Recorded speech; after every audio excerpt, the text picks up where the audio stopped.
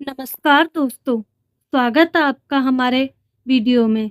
हमारी आज की कहानी है माँ कहाँ गई का पार्ट 2। दोस्तों, पिछले वाले भाग में देखा था कि मेरी माँ अचानक कहीं गायब हो जाती है और मेरे पिताजी रुचि मासी से शादी कर लेते हैं और अब मैं उनसे नफरत करने लगा था। अब आगे पिताजी से तो मैं उसी दिन दूर हो गया था जिस दिन उन्होंने रुचि मासी को मेरी माँ की जगह दे दी थी और मुझे इस बारे में बताना तो दूर मेरे बारे में सोचा तक नहीं था। जिंदगी के कुछ साल यूं ही निकल गए। अब थोड़ा बड़ा होने के बाद मैंने अपना एडमिशन हॉस्टल में ही करवा लिया था। मैं जब भी कुछ दिन घर पर जाता तो मुझे कई बार लगा कि पिताजी मुझसे बहुत कुछ कहना चाहते हैं। वे अपनी स्थिति स्पष्ट कहना चाहते हैं या शायद अपनी मजबूरियां मुझे बताना चाहते हैं, लेकिन कह नहीं पाते थे। मेरा अब अपने घर पर जाना काफ़ी कम हो गया था। एक दिन मेरे फ़ोन की घंटी बजती है। फ़ोन रुचि मासी के आ रहे थे, इसीलिए मैं बार बार फ़ोन को काट देता था। करीब 7 से 8 बार फ़ोन काटने के बाद जब 9वीं बार फ़ोन आया तो मैंने सोचा फ़ोन उठाकर मासी को 2-4 बातें सुना ही देता हूँ कि क्यों मुझे बार बार फ़ोन कर रही हैं। मैंने जैसे ही फ़ोन उठाया तो सामने से आवाज़ आई, हेलो पंकज, कैसे हो बेटा? हम सब तुम्हें बहुत याद करते हैं। क्या तुम्हें हमारी याद नहीं आती? कितना समय हो गया है, तुम घर नहीं आए हो। मैंने गुस्से से उन्हें जवाब दिया, आप तो मुझे याद करने की ज़रूरत नहीं है। खासकर आपके कहने पर तो मैं कभी भी घर पर नहीं आऊँगा। ठीक है मेरे बेटा, मेरे कहने पर नहीं आओगे, पर अपने दादा दादी के लिए तो आओगे। तुम्हारे दादा दादी को तुम्हारी बहुत याद आती है। 2 दिन बाद उनकी शादी की गोल्डन जुबली है। वह तुम्हारे बिना इसे नहीं मनाना चाहते, उन्होंने कहा। मैंने बिना हाँ या ना का जवाब दिए बगैर ही बात सुनकर फ़ोन काट दिया। मैंने पहले ही उन्हें कोई जवाब ना दिया हो, पर अपने दादा दादी के लिए मुझे जाना ही पड़ा।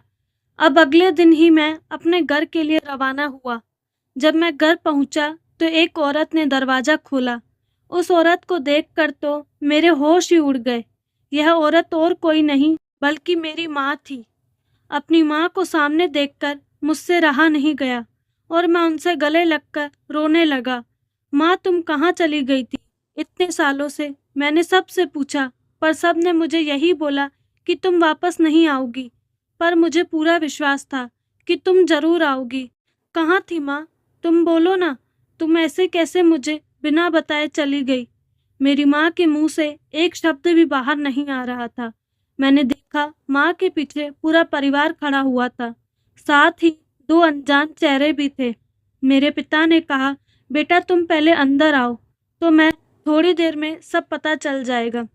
पिता के कहने पर मैं अंदर तो आ गया, पर उन अनजान चेहरों और अचानक से माँ को देखकर मेरे मन में कई सारे सवाल उठ रहे थे।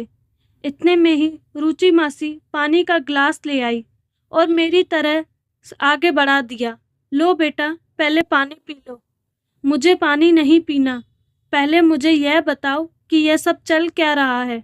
मेरी माँ ने रुचि मासी से पानी का ग्लास लेकर मुझे पानी पिलाया।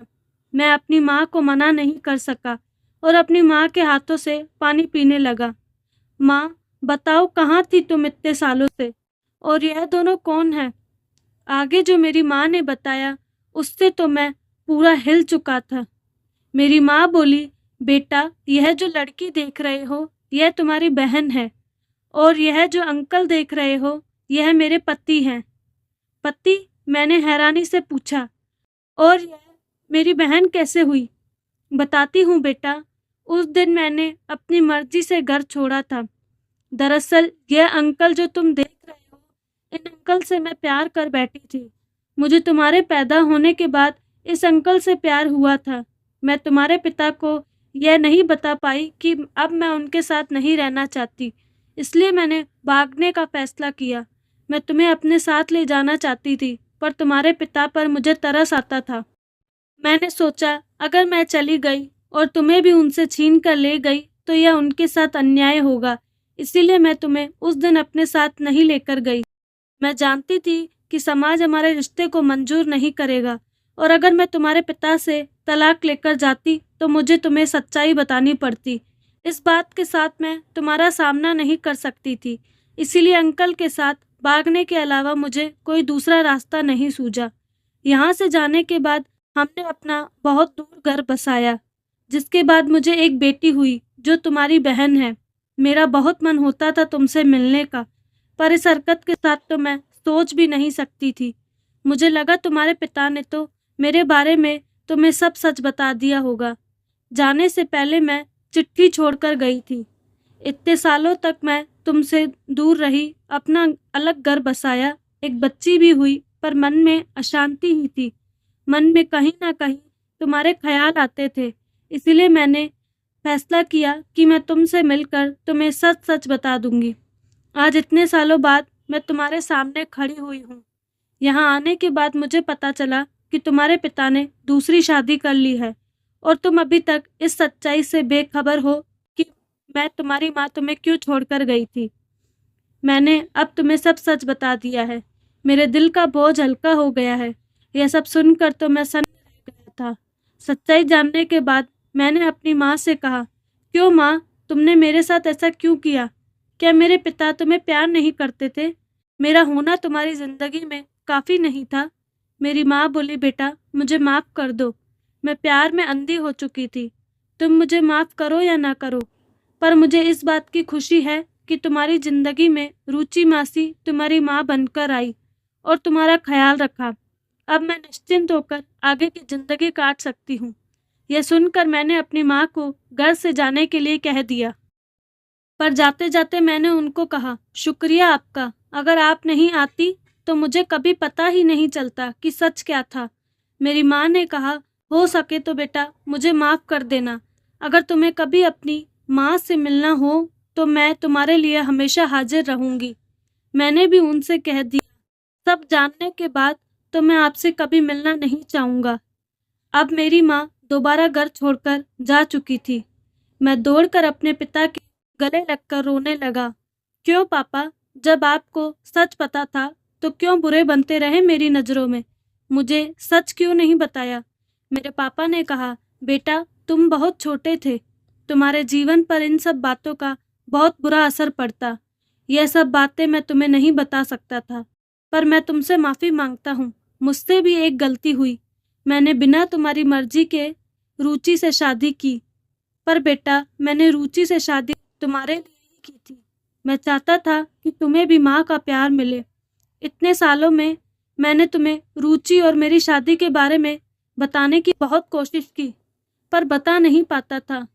और बेटा, जो तुम रुचि से इतनी नफरत करते हो, उसने तो हमेशा तुम्हें अपना बेटा माना। यह जानते हुए भी कि मैं एक बच्चे का बाप हूँ, मुझसे तुम्हारी खातिर शादी की ताकि तुम्हें एक माँ मिल सके। उससे तुम्हारा दुख नहीं देखा जाता था। वह हमेशा तुम्हें अपनी संतान समझती है, इसीलिए आज तक भी हम दोनों ने कभी दूसरी संतान नहीं की। पिता की यह सारी बातें सुनकर मैं अंदर ही अंदर खुद को कोस रहा था। कैसे मासी ने मेरे लिए इतना सोचा। मेरी परवरिश करती थी और मैं हमेशा उन्हें गुस्से और नफरत से ही बात करता था। मैं तुरंत मासी के पैरों में गिरकर उनसे माफ़ी मांगने लगा। यह देखकर मासी भी रोने लगी और मुझे उठाकर गले से लगा दिया। नहीं बेटा, मैंने तुम्हारी किसी बात का कभी भी बुरा नहीं माना। तुम तो मेरे बच्चे हो। भला क्या माँ अपने बच्चों से नाराज हो सकती है? मैं तुमसे बिल्कुल भी नाराज नहीं हूँ। उस दिन के बाद से मैंने मासी को माँ का दर्जा दे दिया था और उनकी खूब सेवा करता था। अब मैंने हॉस्टल में पढ़ना छोड़ दिया था और वहीं पढ़ाई करता था। तो दोस्तों, कैसी लगी आपको कहानी? अपनी राय कमेंट बॉक्स में ज़रूर बताइएगा। अगर अभी तक आपने हमारे चैनल को सब्सक्राइब नहीं किया तो प्लीज़ चैनल को सब्सक्राइब ज़रूर करें और ऐसी ही मज़ेदार कहानियों के लिए हमसे जुड़े रहे। धन्यवाद।